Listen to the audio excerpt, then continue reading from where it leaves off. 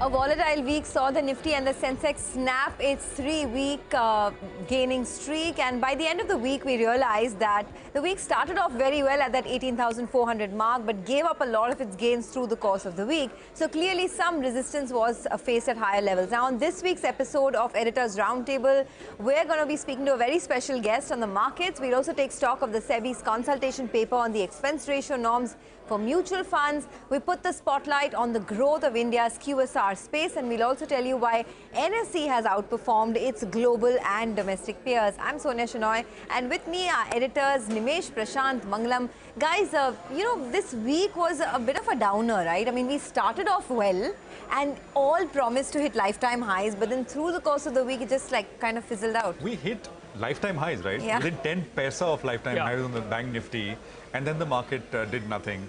But I think last session, which is Friday's session, has kept hopes alive that this is still a pullback, what we've seen over the last 4 days, and the broader uptrend is still intact. The range has been 18,100 to 18,400. So it's neither here nor there. We're still kind of hoping that the market comes back. What's helping the bulls is the fact that the FIs are still net buyers, and I explained last week as well. Till the time the FIs are net buyers, you'll see the outperformance of mid-cap and small caps, and that's where the investors are quite happy. A lot of stocks in the mid-cap and small cap, even this week, very, very range-bound market has outperformed and have done well. So, looks like the momentum in the mid-cap and small cap continues. The FI buying continues. The fact that we were on the one side of everybody trying to be on the long, I guess we just cleaned out some of those, daily traders this week. So that's a good healthy sign, I believe, this whole correction. And another thing that really stood out for me this week was that large cap earnings were quite good. Yeah. Whether it was SBI, ITC, you had Bata. At the start of the week, there was Bharti Airtel. Despite all the, challenging data points, the challenging environment, Bharti Airtel was not bad. So in that context, even in the fag end of the earnings season, we had pretty decent earnings. Yeah, but if you just look at the Nifty point to point, you would say, yes, it snapped a 3-week winning streak, etc. But on a daily basis, there was so much rigmarole happening. It was a bit of a drag at most times. The afternoons were a little, where you saw the markets start to slide. And thereafter, the next week is the expiry. So let's see whether this was the week where everyone took a pause, and maybe the expiry week is where we actually see the lifetime highs or not, because it's the May monthly expiry. What happens to sell in May and go away? Yeah, actually, what happened to that? I mean, none of that played out. We in fact have Samir Arora joining us as well, the founder and fund manager at Helios Capital. So Samir, welcome to the show. How are you feeling about India now? Because, it's kind of like a situation where you're struggling at higher levels, struggling to get above those all-time highs for India. But give and take everything, global markets have been doing pretty well. But overall, I've been feeling good. And I've been actually feeling good for this whole year, but except that January was quite bad otherwise. But broadly speaking, I think I now carry only one line story for the world, which is that India is a big beneficiary of China +1. It is simple to carry that message, simple to believe it, simple to prove it, but not simple to bet on it in the sense of specific stocks, but big picture in terms of FII flows, big picture in terms of FDI or supply chain. It's just easy to understand, and I am going with that one line for the next few months. Let's see how it goes. Samir, how high is the book tower behind you? I mean, the screen cuts it off, so we can't. Yes, I'm home, so I have 2 towers at home and 2 in office. And then sorry, what is that? I have 2 towers at home and 2 in office. Oh. Actually, 3 offices. Oh, sorry, 2. I mean, it's like a different shape, so it looks bigger. But broadly, yeah, these mostly are not finance books. These are mostly Grisham type. That's where you learn more. Finance books are good to read and then speak about and sound intelligent, but the books where you learn more are the non-finance books, for sure. So, Samir, what are you reading now? Business book I take to office and keep it there. What I'm reading right now is actually Outlive, which is another version of what I sent you guys, which was Lifespan. So this is Outlive, which is much more readable. And I am trying to implement some of it, like cutting down on sugar to near zero. That's a lifelong plan, right? To try and cut down on sugar. I've done it. I've done it for about a month and a half. Wow. Great. Good for you. Good for you. I'm still struggling. But you know what? Let me do one thing. All of us have to, right? Stay fit, except Mangalam, of course. No, he's the one who's like staying like fit as ever, right? I don't know it. But okay, he's going to give us some fitness tips in a bit. Before that, Sebi released a consultation paper this week about what's happening with the mutual fund industry and the total expense ratio and all of that. Prashant, tell me frankly, did you read the whole paper? From fitness and whatnot to, I mean, boring TER and expense ratios. That was a great segue. But I did read it. I read it yesterday and I went to sleep at about 1 or so. I mean, it was a long 40-page paper. So let me just go across to the big wall and tell you what really happened.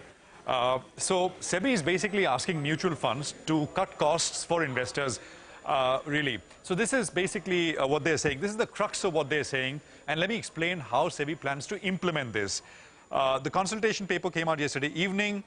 So what Sebi is saying is, whatever is outside of the total expense ratio is basically the money that mutual funds make. Whatever and what is charged to investors. Sebi is saying things like transaction costs, which is brokerage, etc., taxes that you pay to the government, which is charged over and above the base total expense ratio, you bring all that within the TER. Total should mean total. There is nothing called total plus plus plus. Total expense ratio should include everything. Now, the way it's going to do this is that it's proposing new expense slabs for equity and non-equity AUM. The silver lining is that it's allowed the TER, the total expense ratio, to go up a little bit. The fear was, and by the way, this is not new because the Sebi chairman has spoken about this. There have been news articles. It was much anticipated. The fear was that AMCs would be asked to subsume a lot of these additional charges within what they were charging, which is not the case because TER slabs have been lifted a little bit as compared to earlier. I'll get to the percentage levels in just a bit. The other important change is that the slab will be at the AMC level and not at a scheme level. So a scheme can have, say, 2,500, 3,000 crores in assets, but it will not be, the AMC will not charge according to that slab. It will charge at the overall equity AUM level of the AMC, and that is important. Another interesting thing, AMCs have been given the option, this is of course a suggestion, feedback is sought, they can set up terminals, trading terminals in their own offices and deal and execute their own trades. This is as a counter to mutual funds who say that, this will mean that we have to spend more, we can't charge. They're saying, well, trade on your own, don't go through brokers and cut costs. I don't know how practical that is. And they've also introduced the concept of a variable performance-linked total expense ratio. Again, a suggestion, something to be debated, deliberated upon. They're saying that you've got 12 days to kind of send in feedback. So 1st of January, 1st of June is when is the last date to send feedback in. And after that, in a graded manner, within 6 months, all these proposals will be implemented. Let's have the first table, which will tell you how this works, right? I mean, it looks complicated, it is not. But basically the ceiling, the maximum total expense ratio that mutual funds can now charge is 2.55%. There you go. It was earlier 2.25%. So 2.25 has gone up to 2.55. And as the size of AUM goes higher and higher, becomes bigger and bigger, what you can charge becomes lower and lower. Makes sense, right? I mean, this is a non-linear business. Costs don't go up as the AUM goes up. So this is basically the first table I wanted to put out. Sebi has made an estimation of what this will, what the hit for the mutual fund industry will be, if you can have the next one up. And that is 4.5% in percentage terms at the industry level. This is the total hit that the industry will take. And then I want to just put out another table, which Sebi has put out in its paper. This is, they've taken 5 cases. The second column is for example, if one AMC A is charging 1.8% in total expense ratio, under the new rules, it will become 1.64%. The drop is 9% and so on and so forth, as you can see. These are hypothetical cases that Sebi itself has put in its discussion paper.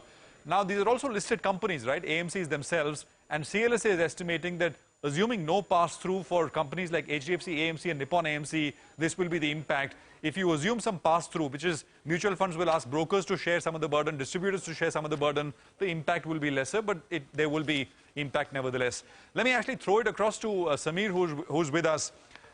Samir, you are in the mutual fund business now, and for you, this is good news. You can charge 2.55% at least to start with. Your thoughts? First of all, we are not in the mutual fund business You will be. yet. Yes, hopefully someday soon. But the thing is, I think this brokerage being included in TR is first time I've heard. Never seen it in US when I was in the mutual fund industry or in Singapore. Because there, there it's not that all funds have to be Warren Buffett kind. Actually, even Warren Buffett trades a lot. But let's say buy and hold so that the brokerage that is being paid is unfair. It might have been better to say that the brokerage per broker cannot be more than X basis points, maybe 6 basis points or something. But basically, if you make the fund manager every time think that should he do the trade or not because it's going to come out of his pocket, I don't think that is needed. Plus, I don't know, I've never been a broker, but I don't think it is so straightforward for fund managers to set up brokerages, bringing another set of organizational issues and risk issues and whatever else that brokers actually protect us from also in some sense. It might have been just better to where whatever was bugging the regulator in terms of brokers either being paid too much brokerage in absolute or as percentage, all those could have been done, I think, without saying that the brokerage has to be included, because this definitely discourages many kinds of funds. And actually, one advantage of a mutual fund was that you could in theory do as much trading as you want and still have the tax benefit. So it's not that everybody has to be buy and forget kind of this thing. Other than that, we are actually benefited a little bit as in any new guys, because now the TR is at a firm level and therefore these old guys, their starting points will be lower, so making them less attractive for distributors maybe, who knows. Right. Samir, just on this itself, I guess one way to also look at it is that it is bringing more transparency to the investor, and as a result of which more people would enter the markets, more people would perhaps, increase their investment allocations, etc. through mutual funds. Is there a case to be made on this? I don't agree with that actually, because I was asking some of these guys when we were thinking of how to approach the market whenever they get approval, that why do people go through distributors when you have a clear nearly a 1% or that range of difference between the direct class and that transparency, everybody can see that there is a 1% difference. That doesn't need any small print, and still 80-85% of people choose the distributor, which means this transparency that here that you are paying 1% more per annum for life, more or less. Still people choose that. So these small things, that whether this 5, 7, 10, 15, whatever basis points brokerage was taken by the fund or by the that, I don't think anybody's looking at it. I'm also an investor more than just being a fund manager. I don't think anybody sees what was the fee. They just look at net performance and go with that. Absolutely. Okay, Samir, there's another thing that we wanted to discuss, which is what happened with NSE, the National Stock Exchange. It's performed, the performance came through in the week gone by, and it's done better than most of its peers. So Nimesh has put together some data for us. Nimesh, over to you. So now, better is maybe an understatement, because they've done a blockbuster set of numbers. I'll just go to the wall and explain why I'm putting a spotlight on NSE. Though it's not listed yet, but a lot of investors are hoping that NSE will list very, very soon, and that's the hope for a lot of investors. But apart from the listing, let me put out the fact that what reporting numbers they've done for FY23. Let me first put out the Q4 numbers, which they reported earlier this week. The operating revenues were up 30% to almost 3,450 crores. The EBITDA grew by almost 25% to 2,500 crores, and the EBITDA margin was close to 74%. That was Q4. But look at FY23, the full year of NSE. In FY23, they've reported a revenue of 11,850 crores, which is a jump of 43%. On a YOY basis. The EBITDA grew by almost 42% to 9,300 crores, and the EBITDA margin was 78% in FY23. It reported an EPS of ₹148 per share. So that's the FY23 number for you. I just want to put into perspective what this means and what NSE is doing.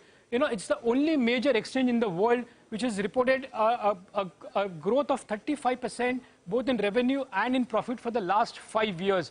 So it's been a consistent performer for the last 5 years. Now, I just wanted to put this, what it means in terms of perspective. NSE's growth in the last 5 years is 3.5 times of what the global average revenue growth has been. And in terms of profits, it's been 10 times more than what the global average across exchanges has been. So that's the kind of growth which NSE has shown in the last 5 years. Now, there are a few large global exchanges as well who've done really well and reported double-digit growth in revenue and profit. That includes names like London Stock Exchange, Euronext, and Deutsche. These are a few names who've reported double-digit growth. Now, in terms of valuations of NSE, in the unlisted market, the shares of NSE are quoting between 3,000 to 3,200 rupees, which means it's commanding a market cap of close to 1.5 lakh crore, between 1.5 to 1.6 lakh crore. On an FY23 earnings of 148, it is quoting between 20 to 21 times trailing FY23 EPS. Now, let me put this earnings into perspective of what the globally exchanges are trading and where NSE is trading. Look at the CME group. That's trading at a 24 times trailing price to earnings, whereas the 5-year growth is just 6%, and the profit growth is minus 8% for CME. Even if you look at the London Stock Exchange, it's trading at 60 times for a growth of 30% revenue on 5 years and 20% profit growth in 5 years. Hong Kong Stock Exchange is quoting at 36 times for a growth of just 7.5% in the last 5 years and a profit growth of just 6.5%. The average, if you look at the global averages, it's close to 27 times for a 5-year CAGR growth of 10% and a profit growth of just 4%. Vis-a-vis, NSE is trading at 21, 22 times. This is the global picture. Now, even if you look at NSE versus the Indian peers, the 4 listed exchanges, BSE is trading at 33 times for a 5-year CAGR growth of just 10%, and they've done a negative profit growth. In terms of MCX, that's quoting at 48 times for a growth of 5.5% and 2.5%, and IEX is trading at 46 times for a 5-year revenue growth of 14% and a profit growth of 21%. NSE is still trading at 21 times. So that's the whole idea. NSE for the last 5 years has seen massive growth, but still it is trading at just 21 times, trailing earnings. Again, the point is, while it's unlisted, a lot of investors are hoping that NSE will list very soon, and that could be a big trigger for a lot of investors who are holding on to NSE for a very long time. Okay, Nimesh, thanks a lot for that. So big moves coming in terms of earnings for NSE. Let's do one thing. Let's take a short commercial break. On the other side, we'll also talk about the QSR space and how those companies have performed in Q4. Have they lost steam or have they picked up? We'll find out more on the other side. Stay with us.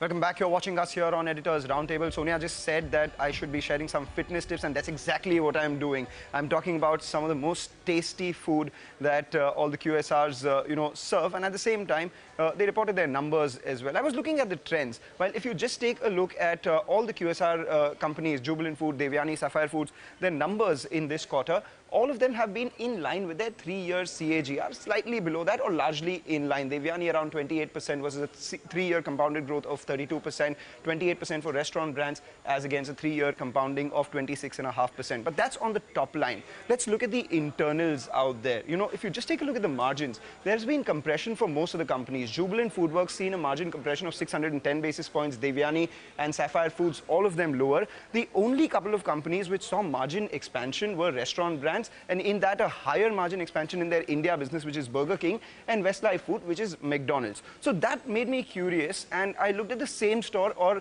like-to-like growth as well. And there was an interesting trend out there. Domino's had a like-for-like growth decline of minus 0.6%, Pizza Hut via Devyani minus 3.2%, and Pizza Hut via Sapphire minus 4%. And then I looked at the burger guys. Out there, we actually saw positive growth coming in, 1.9% for KFC, Devyani, burgers and sandwiches, this is. KFC Sapphire was plus 2%, Burger King 8.3% in India, and McDonald's 14%. And that got me thinking, why is it that people are choosing burgers over pizzas? And this has been a trend over the last couple of years. One, earlier burgers weren't conducive for delivery. These guys worked on their product and made them, more stable for delivery, as a result of which burgers are now increasingly preferred for delivery over pizza. And in times of inflation, people look to cut costs, right? So the average cost of a burger is obviously less than the average cost of a full pizza. And finally, burger is a snack, pizza is a meal, which basically means that pizzas would be eaten during lunch times or evenings, whereas burgers would be had anytime, and that explains the outperformance of burger versus pizza. In that as well, in pizza, Domino's has actually shown the least amount of growth rate in the last 3 years post-COVID. 9.5% revenue CAGR for them. This compares with Westlife, restaurant brands, Sapphire and Devyani, anywhere between 13.5% to 25%. But the bigger problem is, are QSRs now slowly falling out of favor? One, fizzling of post-COVID demand. Secondly, inflation is hurting all of them with regards to the cost of cheese. And at the same time, things are getting expensive, so people are cutting down on those expenses. The third one, too many stores opened by many large chains. In fact, Domino's now has 1,800 stores in all of the country. And finally, competition from local players. Why just go for QSR branded players when you have a lot of your local artisanal players also giving the good kind of food as well? So is that in the price? Well, Jubilant Foodworks is down almost 30% from the peak, 50% from its lifetime high, all of them lower. Westlife, which has been an outperformer, has actually fallen just about 8% from the top. How do they trade in terms of valuations? Well, they're still expensive. Restaurant brands, for instance, is 61 times a 1-year forward EV to EBITDA. The others have corrected a bit, but still anywhere between 23 to 35 times 1-year forward EV to EBITDA. What are the triggers going forward? Well, ease of cheese inflation in the second half could expand their margins. Demand pickup through newer formats and offering. Jubilant Foodworks has the Popeyes, etc.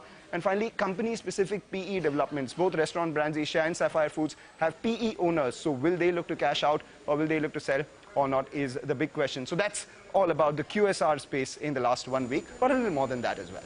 Okay, Mangalam, you always do this to us. You talk about food, you talk about numbers, there are those visuals coming through, but you just get us really hungry, and this is not fair. You said burgers are a snack, right? So I feel like having a burger now. What do I do? Well, you said it, Sonia. You feel like having a burger, and you always accuse me of talking about all these things and never getting it. So I thought, why not just get these for you all? So here we have it. I've got both pizzas, burgers, and some fries as well. So you guys can actually all take your picks. So this is how you stay fit, guys. Just lift.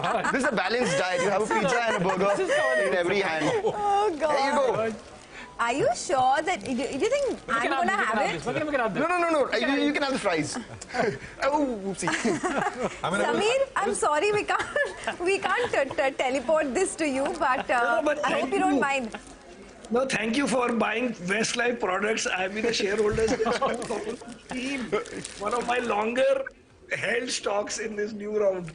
Samir, we're equal opportunity offenders. We've bought products from Domino's, Westlife, Pizza Hut, all of them as well. But, speaking about these things, I just wanted to know your thoughts on Zomato.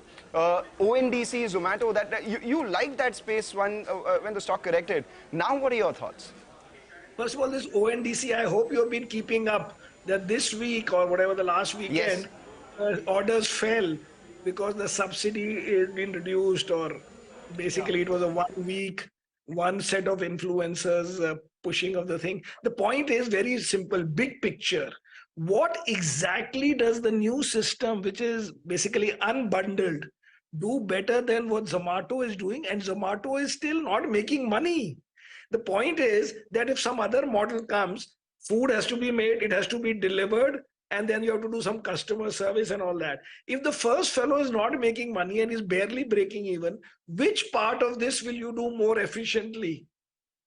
It could only, this could have only worked if you said Zomato too much money and therefore I will undercut that thing. Right now with all the order and all the high take that they have, they still don't make money because somebody is ordering a 100 rupee item and the delivery cost of that is still the same as somebody ordering 1,000 rupees. And you know that in a order, it takes 40 minutes. Whatever you do, the delivery cost of that person, his salary and some whatever other cost will be not less than 40, 50 rupees because he has to make some 20, 21,000 rupees per month.